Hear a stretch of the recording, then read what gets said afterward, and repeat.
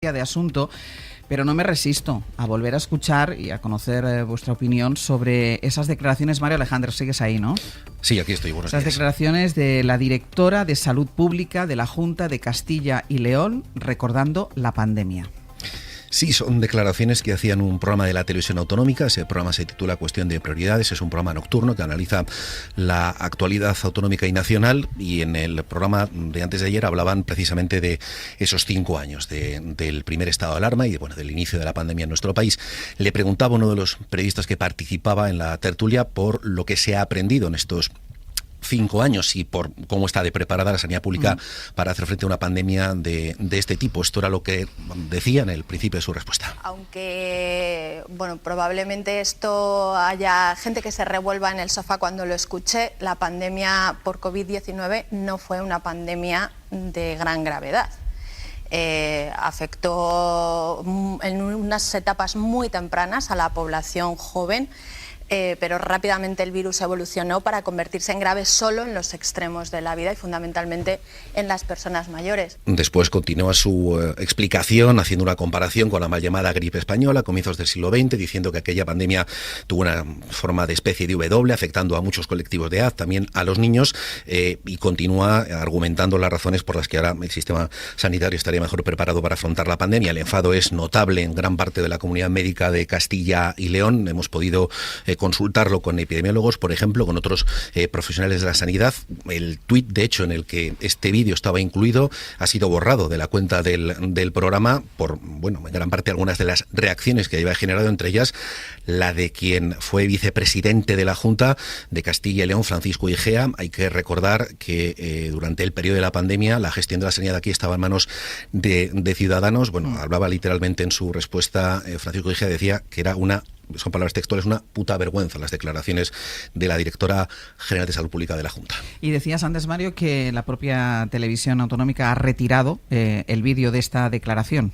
Ha retirado el tuit porque el programa completo sigue siendo accesible a través de su página web o de las cuentas, por ejemplo, en YouTube, pero sí que es verdad que el tuit en el que aparecía este fragmento, este vídeo, estas declaraciones, sí que ha sido eliminado de la cuenta del programa. Y ella, que se llama Sonia Tamames, a esta hora sigue siendo directora general de Salud Pública de la Junta de Castilla y León. Sí, de hecho, fue uno de los nombramientos que más llamó la atención en su momento. Si recordáis, cuando Alfonso Fernández Mañueco adelantó las elecciones en diciembre del año 2021 y las convocó para principios de 2022, lo primero que hizo fue cesar a todos los representantes de Ciudadanos que había en ese gobierno, entre ellos a los responsables de la Consejería de Sanidad, Verónica Casado, que era la consejera, y todo su equipo. Y el mismo día de Nochebuena fue cesada quien ocupaba la dirección de Salud Pública, que era una profesional vinculada a Ciudadanos, y en su lugar fue nombrada Sonia Tamames, que, entre otras cosas, se puso al frente del comité de expertos que analizaba la pandemia. Ese comité de expertos, después de esos cambios, solo tuvo una reunión más, y el acta de esa reunión es la única que no se hizo pública, que no se hizo disponible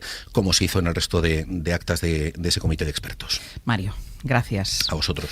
Ya sé que ustedes se revolverán en su sofá. La pandemia no fue tan grave. Les doy el dato. En España murieron 120.000 personas. Ignacio. Pues menos mal que no fue tan grave, ¿no? No, sí, claro que puede ser mucho más grave. Es decir, sí, podemos recurrir a la peste negra del siglo XIII para encontrar episodios anteriores en la historia mundial peores que este o tan graves como este. Pero, en fin, el grado de frivolidad con la que algunas personas afrontan este tema me parece pavoroso. Y luego, en el fondo, yo, en cierto sentido, le agradezco la sinceridad, porque esta manera de pensar es lo que explica por qué, por ejemplo, en Madrid se aplicaron las medidas que se aplicaron. Porque era mucho más importante cuidar la hostelería que salvar vidas. Porque no era tan grave, en el fondo. Era más importante mantener la actividad económica que salvar vidas. Mariola. Es muy difícil hacer un análisis político y dar respuesta justa y adecuada a esta frivolidad, decía Ignacio, sin incurrir en excesos. Yo creo sin verbalizar lo que te dan ganas de verbalizar. Sí, yo creo que la mejor respuesta es una pregunta a quien tenga la capacidad para tomar las decisiones. Esta señora no puede estar al frente de esa dirección ni un minuto más. Y esta es la única opción en democracia. Y yo creo que hay que insistir en este elemento.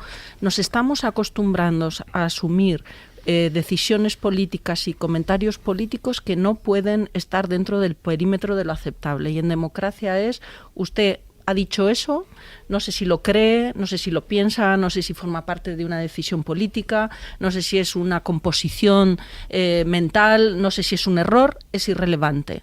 Usted no puede estar al frente de esa responsabilidad más. Víctor.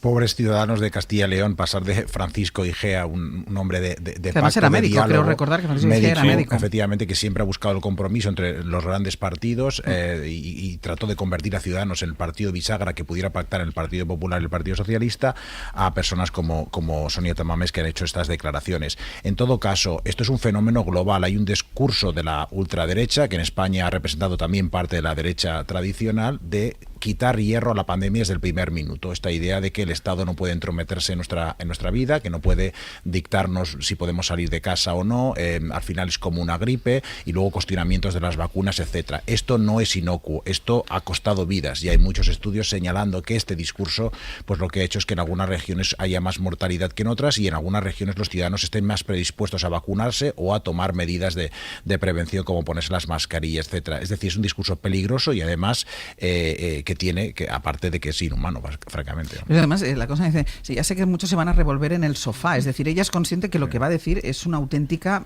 burrada suave. Pues aquí tenemos el problema, es decir, como hemos comentado antes, tenemos unos políticos en España dedicados a llamar la atención sobre la pandemia, ya sea con muchísimas comparecencias, creo que exceso de comparecencias durante la pandemia, y ahora con insultos entre unos y otros, pero es que además ahora insultando también a la ciudadanía, y anteponen eso a la idea de vamos a reformar. Francisco Igea, por ejemplo, pues fue innovador a la idea, a la hora, por ejemplo, de tratar de aunar estos dos elementos que antes comentaba Ignacio. Por un lado debemos mantener una actividad económica en la comunidad autónoma, por otro lado debemos salvar vidas. ¿Cómo podemos compaginarlo? Pues creando una especie de órganos paritarios donde se tengan en cuenta los intereses económicos con los intereses sanitarios.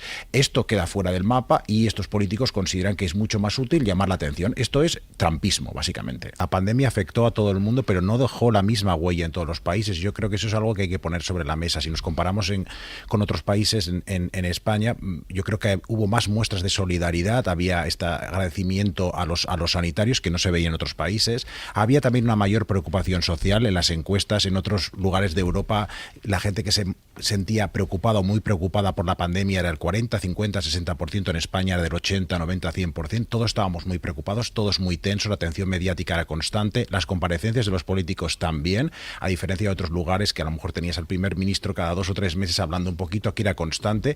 Eso sí, aquí viene la paradoja, 5 años después, mientras en otros lugares han hecho comisiones para tratar de modificar no solo lo que comentabas antes, Ángeles, que es muy importante, los protocolos de actuación frente a las pandemias, pero es también la propia gestión y la propia estructura de los sistemas sanitarios. Sí. Hay que recentralizar, por ejemplo, esta palabra que podemos hablar luego sobre la inmigración, esta palabra que es anatema, pues hay que recentralizar algunas cosas, o por ejemplo, y no quiero aquí generar polémicas en este momento, pero la gestión privada de las residencias. En todos los países prácticamente ha habido una constante, hubo mayor mortalidad en las residencias de titularidad privada, aunque fueran financiadas públicamente. ¿Qué hacemos frente a eso? Lo investigamos. ¿Es realmente la culpa de las residencias privadas o existe otros tipos de factores? Pues bien, todo eso se ha producido en otros sitios y me parece que este debate nos lo han hurtado los españoles, paradójicamente los más preocupados. Sí, ahondando en esto que dices, Víctor, se da la circunstancia de que Madrid, esta ciudad donde estamos, fue la capital europea con mayor mortalidad de COVID. La región de Madrid fue también la región europea con mayor mortalidad de COVID. Y tuvo la medalla de plata, de oro, la de plata y la de bronce, porque la segunda y la tercera son las limítrofes con Madrid. Son las provincias de Toledo y de Segovia que limitan con Madrid, que por tanto se vieron afectadas por esa gestión de la pandemia que se hizo en Madrid. Y a mí me parece muy necesario, Karin, que pongas el foco y que hayas trabajado en este podcast, porque queda mucho por contar de toda esa historia. No solamente por la falta de explicaciones que se han dado desde las instituciones, sobre todo las madrileñas, sobre cómo fue su gestión, sino también porque creo que hay un fenómeno que ocurre a todos los humanos, que es que cuando pasan por una situación traumática solemos olvidar, en pequeñísima escala, porque lo que nos pasó en los periódicos no tiene nada que ver con lo que vivieron los sanitarios, pero tuvimos una afectación mayor que un ciudadano medio a todo lo que ocurrió. Nos ha pasado también, a mí me cuesta recordar algunas de las cosas tan terribles que vivimos como periodistas cubriendo esa noticia tan distópica. Y por eso creo que es necesario recordarlo, contarlo y sobre todo que en algún momento alguien dé las explicaciones de por qué Madrid fue la capital europea donde más ocurrió sin ser la primera donde llegó la pandemia, pero sí donde más se presumía de la gran libertad que tantos muertos ha costado. Yo creo que la comunidad científica sí que es consciente del riesgo de una futura pandemia. Las pandemias suceden periódicamente, habitualmente son causadas por virus de la gripe, pero bueno, en este caso tuvimos un coronavirus. Y aunque probablemente esto haya gente que se revuelva en el sofá cuando lo escuche, la pandemia por COVID-19 no fue una pandemia de gran gravedad. Afectó en unas etapas muy tempranas a la población joven, pero rápidamente el virus evolucionó.